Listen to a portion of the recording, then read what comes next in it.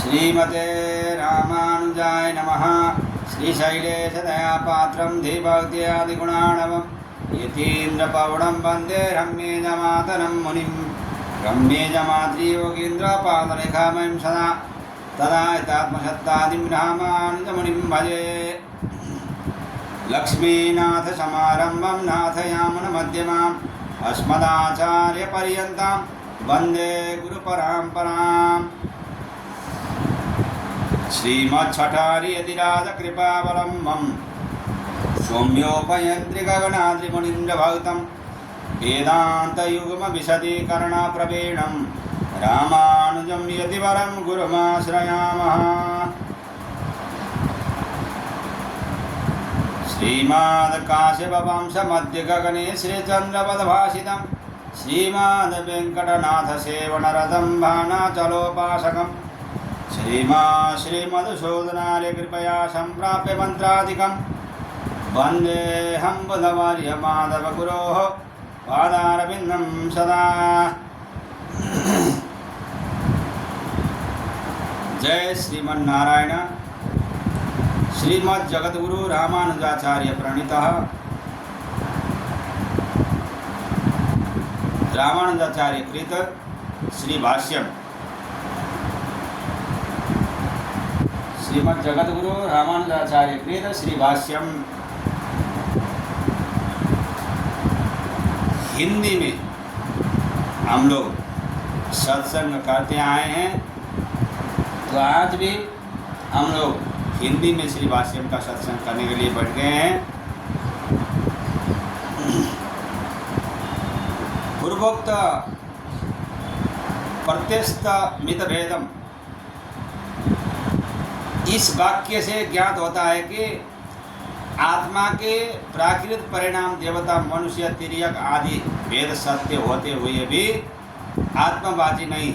इसलिए आत्मा उनसे असंबद्ध होने से भेद रहित है। ज्ञान से ही उसकी सत्ता प्रतीत होती है तथा योग युक्त मन से ही वह स्वयं संवेद्य है। इंद्रियों से उसे ग्रहण नहीं किया जा सकता। इससे ज्ञात होता है कि समस्त प्रपंचमय जगत अपलाग बकवास मात्र नहीं है। यदि पूछो कि तुमने यह सब कैसे जाना, तो सुनो। इसी प्रकरण में सांसारिक भवरोग की औषधि के रूप में योग साधना का निरूपण करके योग के प्रत्याहार पर्यंत अवयवों को बतलाकर धारणा की सिद्धि तथा उत्तम आश्रय के निर्देश के लिए परब्रह्म की मूर्त अमूर्त दो शक्तियों का वर्णन किया गया है। वेदों में परब्रह्म की तृतीय शक्ति कर्मात्मक अविद्या से संयुक्त अजित विशिष्ट क्षेत्रज्ञ के मूर्त कहलाने वाले भाग को तीनों भावनाओं धारणा, ध्यान और समाधि के लिए अशुभ बतलाकर कर्म नामक अविद्या से भिन्न ज्ञानाकार अमूर्त नामक द्वितीय भाग को भी केवल योग सिद्ध पुरुषों के लिए ही ध्येय तथा योगाभ्यासी से अग्राह्य होने से अशुभ बतलाकर अंत में परमात्मा की पराशक्ति रूप अमूर्त तथा अपराशक्ति रूप क्षेत्रज्ञ नामक मूर्त एवं क्षेत्रज्ञता को प्राप्त कराने वाली तीसरी कर्म रूपा अविद्या शक्ति के आश्रय भगवान के असाधारण आदित्य वर्णम इत्यादि वेदांत सिद्ध मूर्तम स्वरूप को शुभाश्रय कहा गया। परिशुद्ध आत्मा स्वरूप को शुभाश्रयता की अयोग्यता का ज्ञापक प्रत्यस्तमितम भेदम यत् इत्यादि वाक्य है तथा विष्णु के द्वितीय पद अमूर्त रूप का योगाभ्यासी चिंतन नहीं कर सकते, क्योंकि यह परम पद एकमात्र सिद्ध योगियों के लिए ही ध्यान का विषय है। विष्णु का विश्व रूप से भिन्न और भी एक विचित्र रूप है जिसमें समस्त शक्तियाँ प्रतिष्ठित हैं, ऐसा भी कहते हैं। तथा चतुर्मुख सनक सनंदादियों की जगदंतरवर्ती अविद्या से आवेष्टित होने के कारण शुभाश्रयता की अनर्हता बदलाकर बद्ध जीवों जो कि योग साधना से बोध प्राप्त कर स्वस्वरूप की प्राप्ति कर लेते हैं, स्वतः शुद्धि न होने से उसकी शुभाश्रयता का भी शौनक जी ने इस प्रकार निषेध किया। ब्रह्म से स्तंभ पर्यंत प्राणी जगत में रहने के कारण कर्म जनित संसार के वंशगत रहते हैं, वह सारे ही अविद्या के वशीभूत संसार है। उनका ध्यान करने से ध्यानी लोगों का उपकार नहीं हो सकता। जो प्रथम संसारबद्ध थे, बाद में योगी हुए, वे भी ध्येय रूप से उपकारी नहीं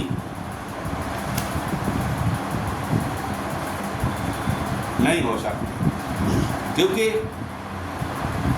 उनकी बोध शक्ति स्वतः सिद्ध नहीं होती, अन्य से लब्ध होती है। इसीलिए स्वभाव सिद्ध ज्ञान संपन्न निर्मल ब्रह्म ही एक मात्र ध्येय है इत्यादि परब्रह्म विष्णु के स्वरूप को अपने से श्रेष्ठ ध्येय शुभाश्रय बताया गया है। इस वाक्य का प्रतिपाद्य भेद अपला बकवास नहीं प्रतीत होता। ज्ञान स्वरूपम, इस वाक्य में भी ज्ञान से भिन्न सभी पदार्थों के मिथ्यात्व का प्रतिपादन नहीं किया गया है। ज्ञानमय आत्मा देव मनुष्य आदि आकारों से अवभाषित मात्र ही है, ऐसा समझना भ्रांति है। औरण मुक्ति में होने वाली रजत भ्रांति के कारण जगत की सारी रजत राशि ही मिथ्या है। रजत और ब्रह्म की समानाधिकरण्य विशेषण विशेष्य भाव परक ऐक्य प्रतीति होने से ब्रह्म के ज्ञान स्वरूप की जड़ जगदाकारता रूप प्रतीति भी भ्रांति ही है। इसीलिए सारे ही जागतिक पदार्थों का मिथ्यात्व है। तुम्हारा यह कथन भी मिथ्या, क्योंकि इस वेदांत शास्त्र में अज्ञान आदि समस्त दोषों से रहित कल्याणमय गुणों वाले पर ब्रह्म विष्णु की महाभूति से प्रतिपन्न सारे जगत को बतलाया गया है। इसलिए उससे मिथ्यात्व देखना संभव नहीं है। अर्थात यह जगत महामहिम विष्णु की शक्ति का विशाल विलास मात्र है। ऐसे जगत को मिथ्या कैसे कह सकते हो? सर्वम विष्णुमय जगत सामानाधिकरण्य परक ऐक्य प्रतीति की बात भी असंगत है।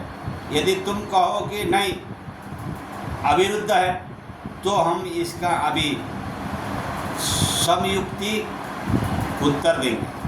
पर ज्ञान स्वरूपम आदि श्लोक प्रभु के जागतिक रूप का बाधक नहीं सिद्ध होता, तथा जिससे ये सारे भूत उत्पन्न होते हैं, जिससे जीवित रहते हैं तथा मृत्यु के समय जिससे प्रविष्ट होते हैं, उन्हीं को जानो, वही ब्रह्म है। इस श्रुति से जगत के जन्मादि के कारण पर ब्रह्म है, ऐसा निश्चित हो जाने पर इतिहास और पुराणों से वेद का उपबृंहण करना चाहिए। अल्पज्ञ पुरुष मेरे तत्व को छेद विच्छेद कर देगा। इससे वेद सदा भयभीत रहता है, इसीलिए वेद ऐसा लोगों से डरता भी है। इस वाक्य से ज्ञात होता है कि वेद के अर्थ का इतिहास और पुराण से उपबृंहण करना चाहिए। वेद और वेदार्थ से अवगत योग महिमा से वेद तत्व को साक्षात्कार करने वाले महापुरुषों के वाक्यों से अपने ज्ञात वेदार्थ को सुस्पष्ट कर लेना ही उपबृंहण है। वेद के एकांश मात्र के अध्ययन से अनेक वेद शाखाओं से संबद्ध वेद वाक्यों का अर्थ निर्णय करना संभव नहीं है। इसलिए उक्त प्रकार का वेदोपबृंहण आवश्यक है।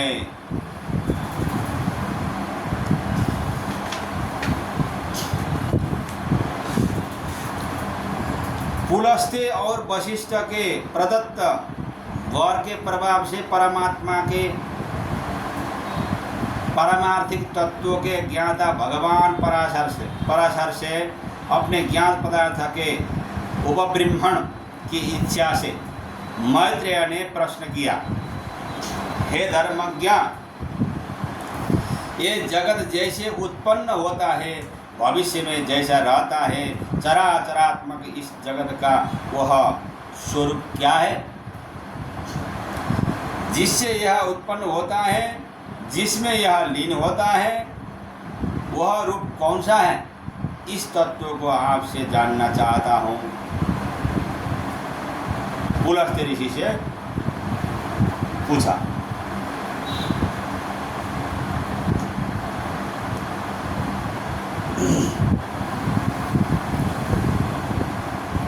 यहाँ ब्रह्म का विशिष्ट स्वरूप, उनकी विभूति प्रकार भेद तथा उनके आराधना स्वरूप और उसके फल विशेष को पूछा गया। ब्रह्म के स्वरूप विषयक प्रश्न में जिससे यह चराचर उत्पन्न होता है, ऐसी निमित्त और उपादान कारण विषयक जिज्ञासा की गई है तथा तन्मय पद से सृष्टि स्थिति और लय के कर्मभूत इस जगत के स्वरूप की जिज्ञासा की गई है। जगत च सह पद से उक्त जगत संबंधी प्रश्न का उत्तर दिया गया। जगत की जो ब्रह्म से तादात्म्य उक्ति है, यह अंतर्यामी रूप से आत्मा में ब्रह्म की व्याप्ति परक है। व्यापक वस्तु की एकता परक नहीं है। येनमयम प्रश्न का उत्तर जगत च सह सामानाधिकरण्य विशेषण विशेष्य भाव संबंधी है। येनमयम पद में प्रयुक्त मयट प्रत्यय विकारात्मक नहीं है। यदि ऐसा होता तो पृथक प्रश्न करना ही व्यर्थ होता, और न प्राणमय आदि की तरह मयट स्वार्थिक ही है। स्वार्थिक होता तो जगत च सह उत्तर व्यर्थ हो जाता। सार्थिक मयट में तो यह जगत विष्णु ही है, विष्णुमय जगत है, ऐसा उत्तर होता है। इसीलिए तत्प्रकृत वचने मयट सूत्र के अनुसार प्राचुर्यार्थ का मयट ही समीचीन प्रतीत होता है।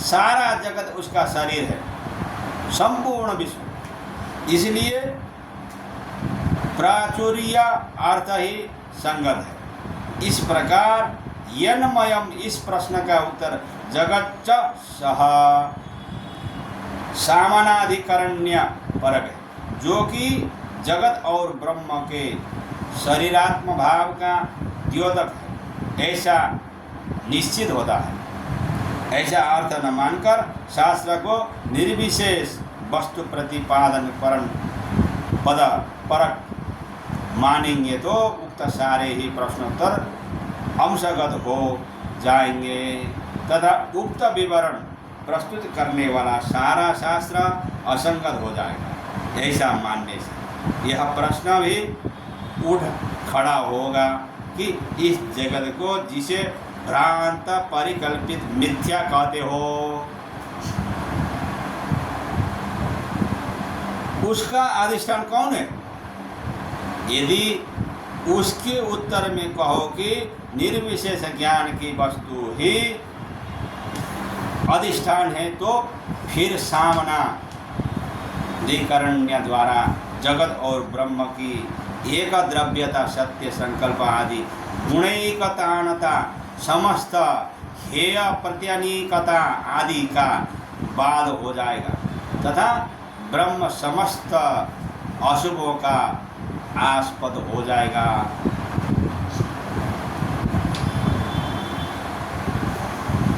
इस जगत का और परमात्मा का आत्म शरीर भाव है।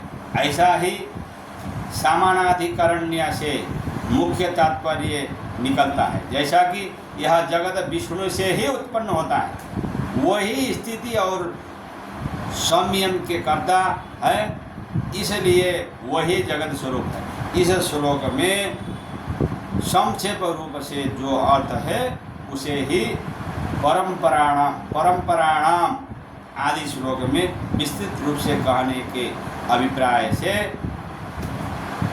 स्वरूपावस्थित परब्रह्म स्वरूप भगवान को अधिकाराय इत्यादि श्लोक में प्रणाम करके पुनः हिरण्यगर्भ शंकर विष्णु आदि त्रिमूर्तियों प्रधान प्रकृति काल क्षेत्रज्ञ जीव आदि समष्टि रूप से अवस्थित उन्हीं को प्रणाम करते हैं। फिर ज्ञान स्वरूपम इस श्लोक में व्यष्टि जीवात्मा के रूप से अवस्थित परमात्मा के स्वभाव का निरूपण किया गया है। इससे यहाँ निर्विशेष वस्तु की प्रतीति नहीं होती। यदि शास्त्र को निर्विशेष ज्ञान स्वरूप ब्रह्माधिष्ठान प्रतिपादन परक मानते हैं तो निर्गुण निरवच्छिन्न असीम विशुद्ध और विमल ब्रह्म को सृष्टि संहार करता कैसे स्वीकारा जा सकता है? ऐसी आपत्ति तथा जैसे तेजीय वस्तुओं में श्रेष्ठ अग्नि की उष्णता स्वाभाविक होती है, वैसे ही ब्रह्म की सृष्टि संहार आदि अचिंत्य शक्तियाँ भी बुद्धि अगोचर है। ऐसा परिहार संगत न होगा। ऐसी विषय आपत्ति और परिहार की स्थिति में स्वाभाविक प्रश्न होता है कि फिर निर्गुण ब्रह्म की सर्गादि कर्तृत्वता कैसी है? ब्रह्म की वास्तविक सृष्टि नहीं है, अभी तो भ्रांति परिकल्पित है। ऐसी आपत्ति और ऐसा परिहार संगत हो जाता है। उत्पत्ति आदि कार्य सत्तो रज तम आदि गुण युक्त अपूर्ण कर्मवश्य कर्मलब्ध सुख दुख अधीन वस्तु का ही देखा जाता है। फिर स्वत्वादि गुण रहित कर्म बंधन रहित परिपूर्ण ब्रह्म स्वर्ग आदि का कर्ता कैसे हो सकता है? इस शंका का परिहार किया जाता है कि जल आदि पदार्थों से भिन्न अग्नि की जैसे स्वाभाविक उष्णता होती है, वैसे ही समस्त जगत से विलक्षण निर्गुण आदि स्वभाव संपन्न ब्रह्म का भी सर्वशक्ति संबंध विरुद्ध नहीं है। आज के लिए यहीं तक। जय श्रीमन्नारायण।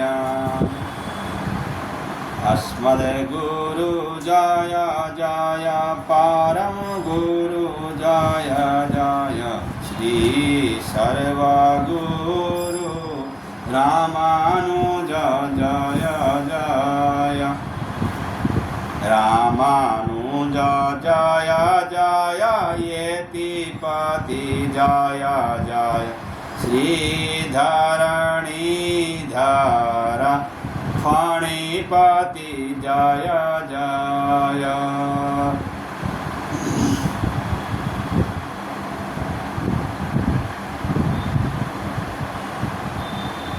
श्रीमन्नारायण नारायण गोविंद बोल, हरि बोल, हरि हरि बोल, हरि हरि बोल के रामानुज बोल। श्रीमन्नारायण नारायण गोविंद बोल, हरि बोल, हरि हरि बोल, हरि हरि बोल के रामानुज बोल।